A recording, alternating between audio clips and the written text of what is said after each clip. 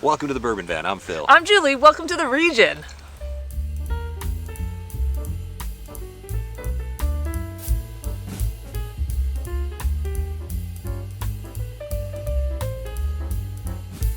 So we need to talk about, what is the region, Phil? The region is where rats rule, and they'll eat almost anything to survive. No, the region is a group of counties in northwest Indiana that is well known for being the region. It's where I grew up, coincidentally, and I have a lot of love for it. Let's do one of these. You might be from the region if you ever broke up with a girl in Griffith, Indiana, and she got a knife and tried to stab you with it. You might be from the region if you remember Club Dimensions. You might be from the region if you remember that after Club Dimensions was shut down for 6 or 7 years, on the sign, the last band to perform there, Warrant. There you go. That's a deep cut for my friends from the region, and of course growing up there and living there for the first 20 plus years of my life, I do have an affinity for it. So imagine my curiosity becoming piqued at the liquor store here in Cedar Lake, Indiana, when I saw these two bottles. Region 5 is what it's called. Looking closer at it, these are two bourbons that were not just selected by, but were blended by 5 fellas from the region. And I thought that that was very interesting, and they're very clear about where it comes from and what they're actually doing with it. And if you're thinking, oh, this just looks like some minor project that I'm not going to be able to find out there, it's interesting to note that you can go to their website and learn a lot more. Region 5, well, the website's not on the bottle, but you can find it, search Region 5. But they've been blending MGP whiskey with the 5 of them. They have a 6-year and a 9-year so far, and it's available at Binny's here in Chicagoland. It's available online, shipped almost anywhere. It's in 6 different states at the moment, so it's actually a little project that they started that's doing very well. It's a private label. Their brand, Region 5, and then this is actually produced by Fenwick's Distillery from Rensselaer, Indiana. We don't know anything about them other than we keep hearing good things, so we're going to keep our eyes open for their whiskey while we're in town here. But we're going to do a quick tasting of each of these whiskeys, let you know our thoughts. They're both 106 proof. The 6-year, I believe, is $55, and the 9-year is $70. So little labor of love blending going on here, and honestly with age statements, total clarity on what you're getting here. The mash bills are online, all the information is out there. This, if it's good at all, might be a nice little value, and I love a whiskey with an interesting story. Region 5. Let's get on with the tasting of the 6-year. We're in the van right now. Don't have a lot of clean glasses, so we're going to share this one. Oh, I think that's very nice. It smells oaky and delicious. Well, what's not to like about that? They do have a color difference between them. You can really see that that 9-year is much, much darker. Pretty sure I just covered that up. Let's try that one more time. I think you're doing great. The nose, honestly, is coming right out of these glasses. You can really smell it, even though I'm standing a couple of feet away from it. Ooh. Dark fruits and vanilla and oak is what I get on the nose. What do you get on the palate there? Yeah, it's really nice. There's a good hint of oak. There's some nice vanilla. There's cherry in there. The finish kind of adds a little spice. Just a little dance on the tongue there. Yeah. It's delicious. Hint of nuttiness here, which is a surprise to me. Not in a bad way at all. Very sweet. Very sweet, but like pleasant, not too sweet. Absolutely. Almost like a vanilla and cinnamon dusted, well, I don't know, nondescript sort of nut, but not overpowering nuttiness. I think this is very nice. A little bit dry. My mouth is watering like crazy right now. Really nice way to kick off this tasting, though. That 6-year is real solid. We actually shared that 6-year with a few people already, and it's gotten pretty rave reviews. People are really enjoying it. 6-year whiskey, 106 proof, $55. A blend from 5 fellas. It's a labor of love, and I think that that's pretty solid. It coats the glass.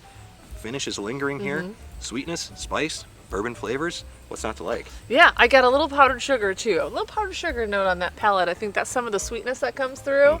It's really nice. Yeah, the simple syrup on the palate there, but there is something drying and powdery about it. I realize that every time I look at you, I see just my hat covering your face with shadow. So that's fine. I'm gonna step back just a touch here. You're blocking the crunch of leaves here in the region. Beautiful time of year to be here in the autumn. You are blocking the sun for me because it's like a direct line right there. Okay, so let's say that it's good for you in the moment, terrible for the video itself, but you know what else is new? We're the Bourbon Van. So I'm on to the 9. nosing that. Yes. It also has a little punchier of a nose. The oak presence is still there, but I would be convinced this was going to be higher proof. Just by the nose. There's nothing bitter or off-putting on the nose. It just smells richer. Yeah, and there's a lot of dark fruit on the nose of the 6-year that doesn't come directly across. It's a little drier, a little woodier on the palate. I'll be interested to see how this 9-year shapes up. And while Julie's tasting the 9-year, I can tell you, bourbon is not where they're stopping. My understanding is that there's going to be rye, there could be other boo rye blends. It's going to be changing from time to time. This is just their first mass-produced, but their first batched 6-year and 9-year bourbons. I do think that there's going to be more down the road from them, different types of whiskeys and things. So Region 5, if you're watching this video, and why wouldn't you be? You know, Northwest Indiana loves the bourbon van, is what we're told.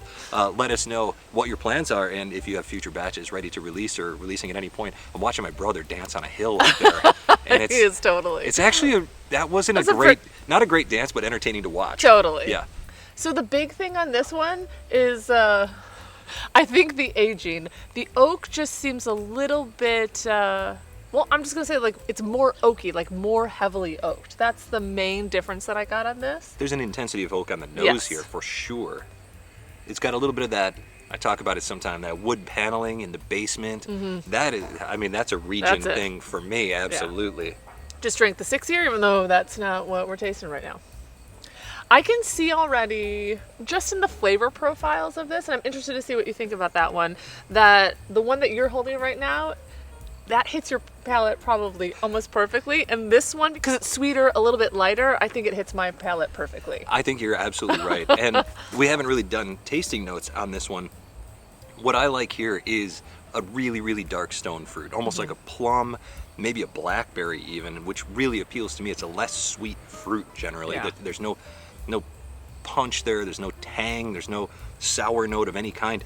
It's just dark sweetness. I like that so much. There's even a little bit of a maple syrup here, but the prevailing flavor here, the thing that we don't actually talk about a ton on our channel, is oak spice. Yeah. The oak wood there, the aging is, you can taste that 9 years, and it's so intense. That barrel flavor is so intense. Definitely not for everybody. Right. But that, you're absolutely right, hits my palate perfectly. I think that this 9-year is fantastic. And I mean, I just love an age statement on a bourbon. I especially love an age statement when it's 6, 7, 8, 9 years aged. 9 is a lot. That's a long time to be in a barrel. And to me, this has paid off because it's provided a very balanced sip. You got your sweetness and your spice coming together there in a very nice blend. And this one, you've got the sweetness sort of more subdued, and the spice is a little bigger, which definitely hits my palate better. So there you go. We have favorites? I think so. You like the 6. I do like the 6. I like the sweetness of the 6. And I like the 9, but I have to be completely honest, the 6 is great. I actually think that the 6 might coat a little better, but the 9, once it's in there, it's not going anywhere. That finish is lingering. Little vanilla coming through now, along with the oak. I love that. But $55 for a 6-year, just under $70 for a 9-year, I think was the price. I think at those price points, this is pretty solid whiskey. Do I wish that everything was $35? Absolutely, but it's not. And with an age statement and this type of clarity, I think it's a solid value. I like supporting local, especially when they're your local distilleries. It's just a cool project to get behind. Yeah, absolutely. I know it's MGP whiskey, but Fenwick Distillery is getting in on the action with Rensselaer, and the group of guys that are putting this out there are local to the region.